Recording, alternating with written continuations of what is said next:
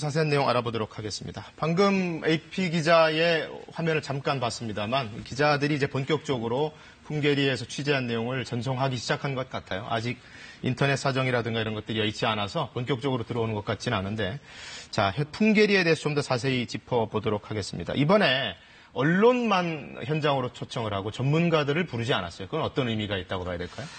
일단 여러 가지 의미로 해석을 할 수가 있는데요. 일단은 풍계리 핵실험장이 북한으로서는 되게 중요한 군사시설이고, 네. 어떻게 보면은, 북한의 핵기술의 어떤 증거, 아니면은, 북한의 핵기술을 검증할 수 있는, 핵심적인 자료가 있는 곳일 수 있습니다. 예를 들어서 그 안에 이번 갱도 같은 경우에는 여러 번 핵실험을 했기 때문에 그 핵 물질이 묻어있을 수도 있고, 남아있을 수도 있고요. 또 폭발에 따라서 갱도가 무너졌다거나, 혹은 그 갱도의 어떤 구조가 뒤틀렸다거나, 이런 것들 보면 또 전문가들은 또 유출할 수가 있거든요.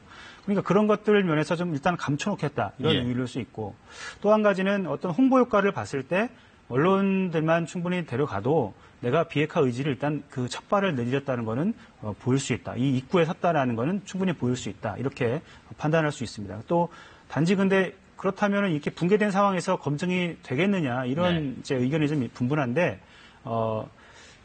이렇게 붕괴가 됐어도 원래 이렇게 보존이 됐을 만큼은 아니지만 나중에 시추를 한다던가 시료를 채취해서 그때 당시 어떤 그 방사성 물질이라든가 폭발의 어떤 근거를 찾는 것은 불가능한 건 아니다, 이런 의견도 있습니다. 지금 아까 화면을 보면 그 갱도 입구에 기자들이 모여 있는 모습도 있었고, 또 폭발 당시에 좀 높은 곳에서 바라보는 모습도 있고 했는데, 참관단이 이 폭발 조치 전에 갱도 안으로 들어가서 직접 봤을 가능성도 있을까요? 갱도 안으로는 들어가지 않았습니다.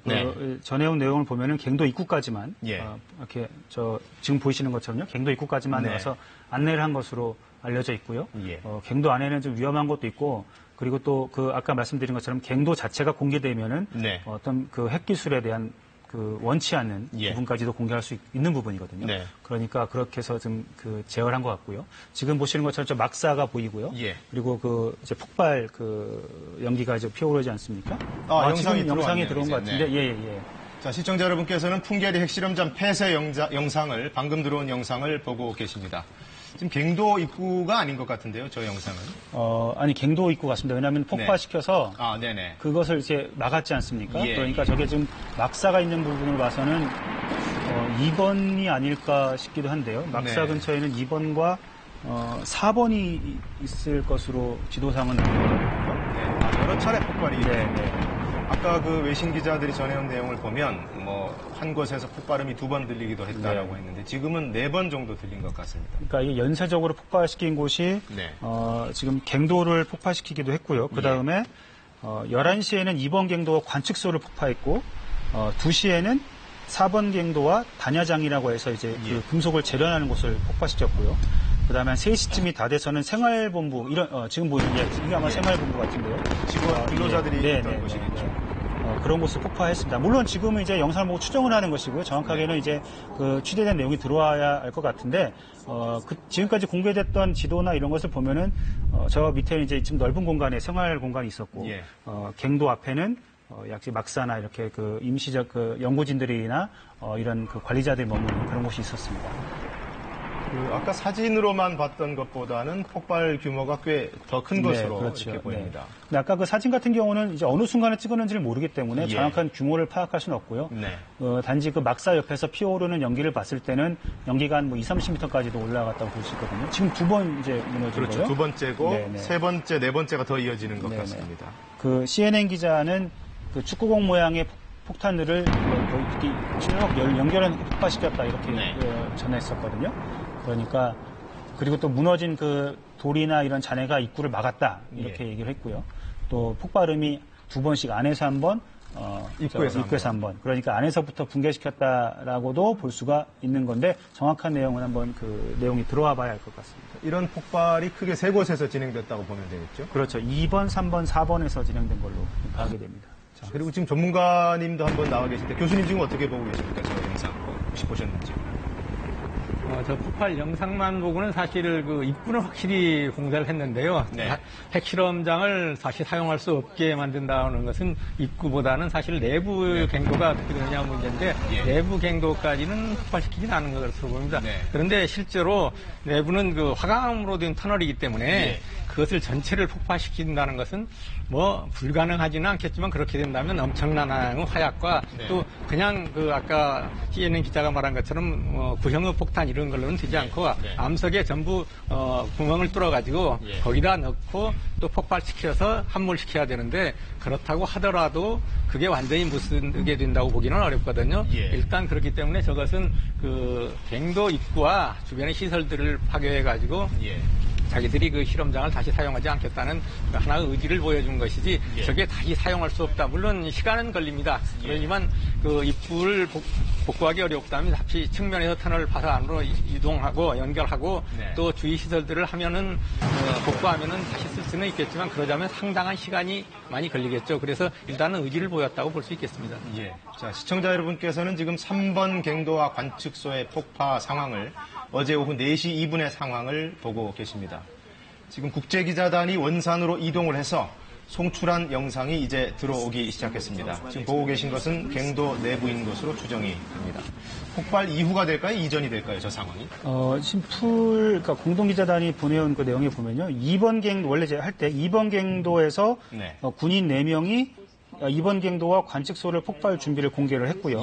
2번 갱도가 폭발하기 전에 핵무기 연구소 부소장이 사전 지금 이제 브리핑을 했습니다. 그리고 11시 직전에 돼서 이제 촬영이 준비되는지를 물어보고 그 카운트다운을 한 후에 이제 폭발을 했다 이렇게 취재 내용을 전해왔거든요. 그러니까 아까 그 군인도 아까 보이지 않았습니까? 그러니까 그게 2번 갱도 앞에서 있었던 군인들의 모습이 아니었을까 이렇게 유추를 해볼 수가 있습니다. 자, 교수님께서는 지금 영상에서 보신 폭파 상황이 그 예고했던 것, 예상했던 것보다는 좀 작다고 보시는지요? 뭐 그렇게 보기는 어렵고요. 일단 입구를 폭파시킨 데는 충분한 강도였다고 생각되는데요.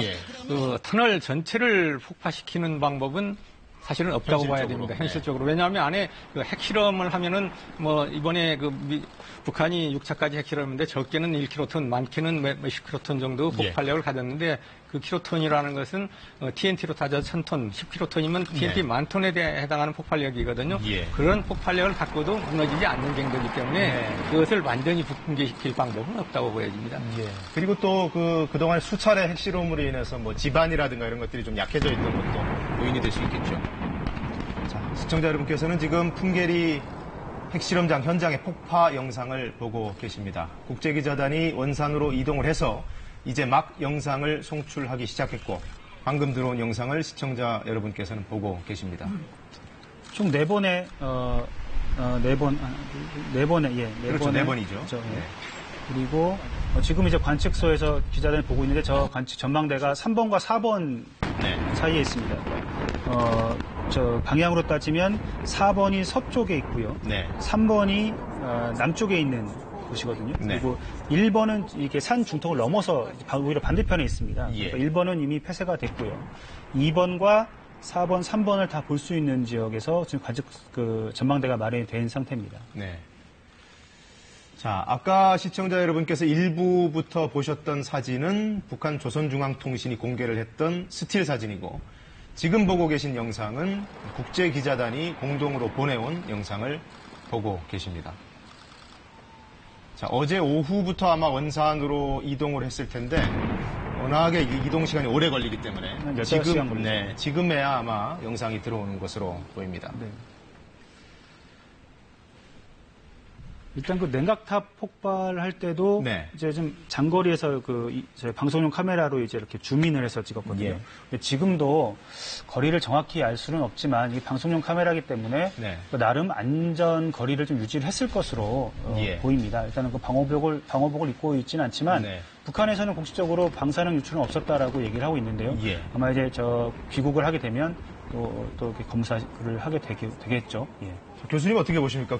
지금 국제기자단이 방호복을 별도로 입고 있지 않은데, 저 괜찮은 걸까요? 저는 괜찮을 것으로 봅니다. 첫 번째 갱도는 밀봉이 완전히 되지 않아가지고 터널 내부로 방사능이 일부 새어나왔기 때문에 북한이 한 번 실험을 하고 밀봉을 한 것이고요. 네. 그 다음부터는 계속해서 그 5번의 핵실험을 했는데 북한 쪽 주장을 뭐 그대로 믿지 않는다고 하더라도 예. 그 뒤에도 계속 북한 측 작업자가 안으로 드나들었습니다. 네. 그렇다는 얘기는 거기에 무슨 치명적인 방사선 정도 그 오염은 없었다고 보여지기 때문에 예. 그렇게 잠시간 머무는 정도 가지고는 아무런 문제가 없다고 생각됩니다. 그래도 일단 참관 기자들은 귀국을 하면 예. 좀 검사를 해봐야겠죠. 본인들의 안전을 위해서라면. 해보는 게 좋겠죠. 그러나 예. 뭐 그게 별 문제는 없다고 봅니다. 이번 폭발에 다이너마이트라든가 폭약은 어느 정도 쓰였을까요? 그것을 뭐 제가 정확한 양은 알 수는 없는데요. 네. 일단 우리나라 그 기상청의 지진에 진루되지 않은 것으로 봐서 사용하는 네. 폭약량은 뭐 그다지 많지 않은 것으로 봅니다. 알겠습니다. 자, 북한이 북미